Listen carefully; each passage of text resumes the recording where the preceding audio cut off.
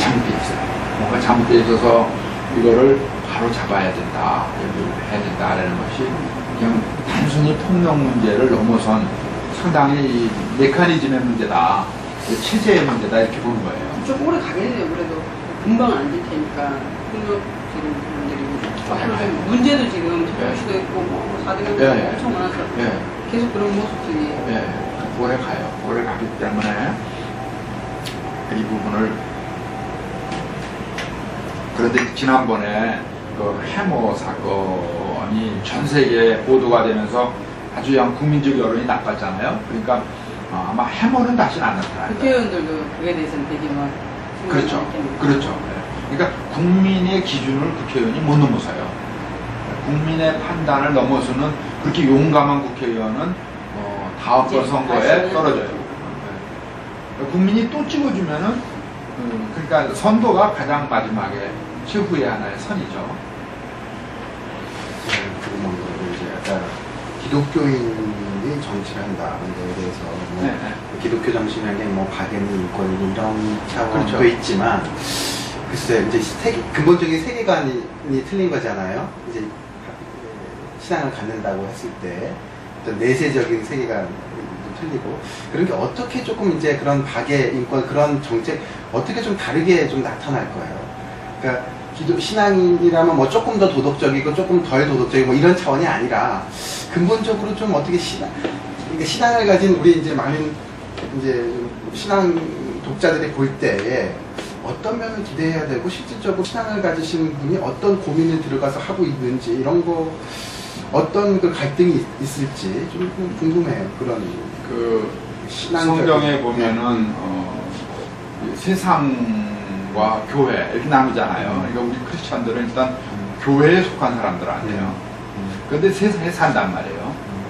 너희는 세상의 소금이라고 그랬지 너희는 소금 곳간에 있는 소금이다 이렇게 얘기 안 했거든요. 그러니까 우리의 영역은 세상인데 우리 복은 소금이 되라고 하셨단 말이에요. 그러니까 그게 이제 원리인데 이 죄악된 세상, 불완전한 세상에 기독교적 관점에서 보면 이거는 모순투성이고 죄악이고 그 자체가 하나님과 안 맞는 세상이죠. 세상인데 거기에 우리가 하나님을 믿는 사람으로서 그 소금처럼 들어와서 녹아서 활동을 해야 되는 것이기 때문에 그럴 때는 어떤 모순이 있느냐. 우선 다르죠. 사고의 체계가 다르죠. 우리는 고백이 있잖아요. 예수님에 대한 고백, 하나님에 대한 고백이 있고 근데 세상에서는 그 고백을 인정 안 하잖아요. 그러면 그걸 어떻게 조화를 시켜야 되느냐. 그리고 또 이 고백이 내면적인 것만이 아니라 이건 세계관의 문제란 말이에요. 그러니까 어떻게 보면 절대주의죠. 신앙의 사회가.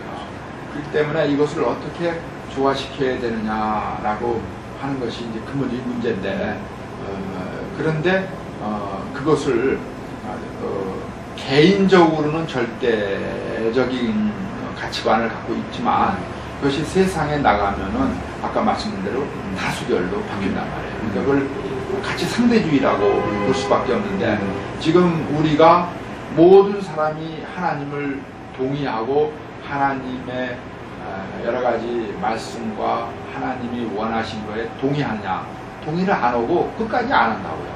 안 하기 때문에 여기서 어떠한 결론을 내리기 위해서는 다수결로 돌아가는데 그러기 위해서는 크리스찬들도 이 세상의 정치에 나갈 때에는 각자가 한 표가 있다는 것을 인정할 수밖에 없어요. 인정할 수밖에 없기 때문에 거기서 설득을 하고 나는 내 신앙을 바꾸는 것은 아닌데 그 표의 결과에 대해서는 일단 인정을 해야 된단 말이에요.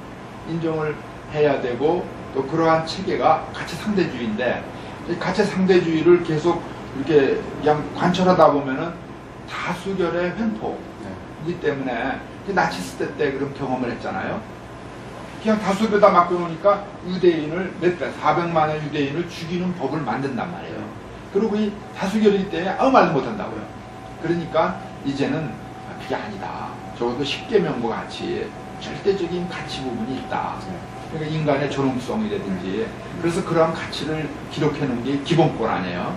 그러니까 이 기본적 가치인 기본권, 인간의 존엄과 가치에 대한 그 카탈로그에 대해서는 법으로는 어떻게 못하는 것으로 다수결이 거의 침범 못하는 걸로 하고 이것은 헌법재판소의 판사들이 지키는 수호신처럼 지키는 그러한 기능을 부여하고 그 나머지 영역에서만 다수결이 허용되는 것으로 다수결의 한계를 다시 우리가 생각을 하게 된단 말이에요.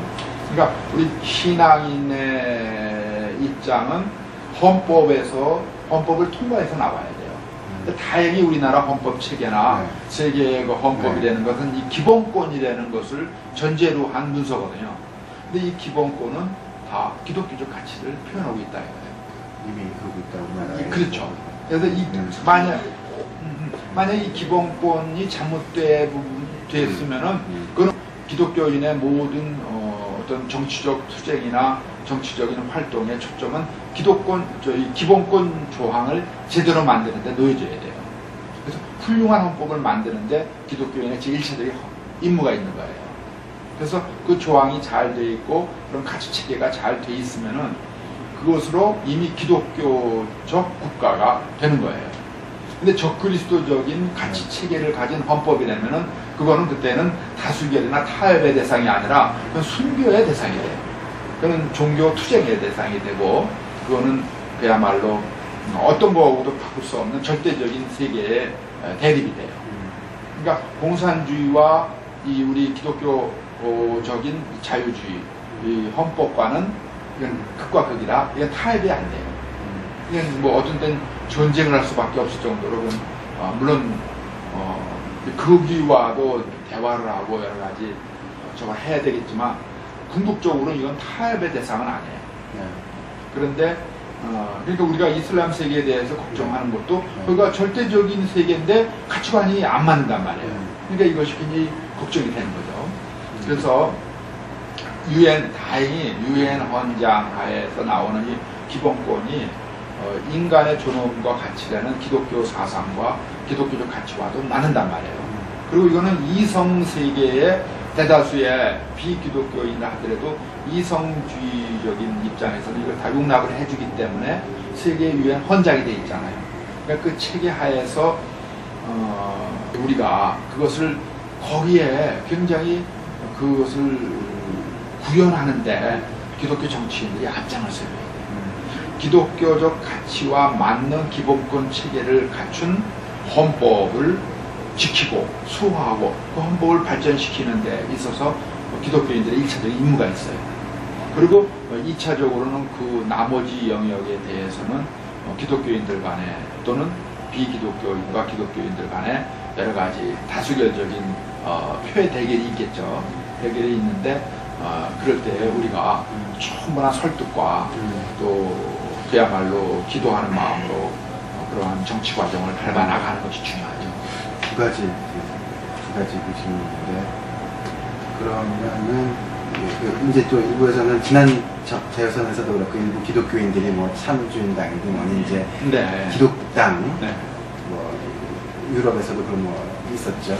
기독교인들 그런 기독교인들이 직접 좀 나서야 된다는 직접적으로 나서야 된다는 그런 의견이 하나가 있고 이게 하나 질문이고 두 번째는 이제 미국에서도 보면은 뭐 미국도 다 기독교적이지만은 조금 더 뭐 공화당과 민주당에서 조금 더 누가 더 이렇게 기독교인들이 대체적으로 이제 공화당을 지지하는 뭐 약간 그런 성향이라든지 우리나라에서는 그런 게 이제 어떻게 과연 어떤 형태로 나타날까 그 두 가지 좀 아직은 우리나라 기독교가 소수죠. 20%에 30% 사이니까 70% 80%가 비기독교인이기 때문에 기독교인들이 전체 법질서를 장악하거나 이러긴 어려워요.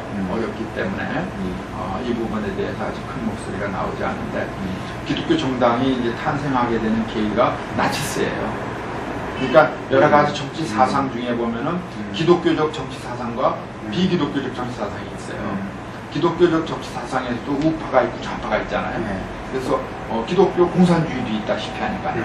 기독교 사회주의도 있고요. 기독교 자유주의도 있고 기독교 민주주의 여러 가지 그 갈래들이 있단 말이에요. 그런데 그거와 맞물려서 비기독교적인 공산주의가 있고 사회주의가 있고 비기독교적인 민주주의가 있고 또 여러 가지 자본주의적인